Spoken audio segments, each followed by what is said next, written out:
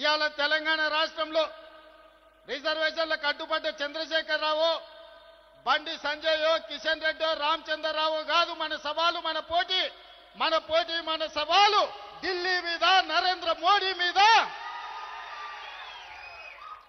భారత ప్రభుత్వం మీద మనం సవాలు విసురుతున్నాం. నరేంద్ర మోడీ గారు ఎన్డీఏ ప్రభుత్వానికి జంతర్ మంతర్ చౌరస్తా నుంచి నేను సూటిగా సవాలు విసురుతున్నా. మా డిమాండ్ను ఆమోదిస్తారా, లేకపోతే మిమ్మల్ని గద్దె దించి ఎర్రకోట మీద 3 రంగుల జెండా ఎగరేసి, ఎర్రకోట మీద 3 రంగుల జెండాను ఎగరేసి మా నాయకుడు రాహుల్ గాంధీ గారిని దేశ ప్రధానమంత్రిగా చేసి 42% ఓబీసీ రిజర్వేషన్లను సాధించుకునే వరకు ఇక్కడ ఉన్న వాళ్ళు ఎవరు నిద్రపోరన్న మాట నరేంద్ర మోడీ గారికి నేను విజ్ఞప్తి చేస్తున్నా.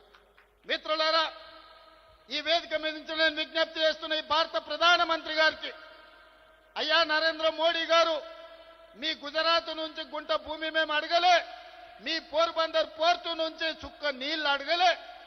మా తెలంగాణ రాష్ట్రంలో మా గడ్డ మీద మా బలైన వర్గాల సోదరులకు మేము 42% రిజర్వేషన్లు ఇచ్చుకుంటామంటే మీ గుజరాత్ వాళ్ళకు వచ్చిన కడుపు మంటేందని నేను అడగదలుచుకున్నా.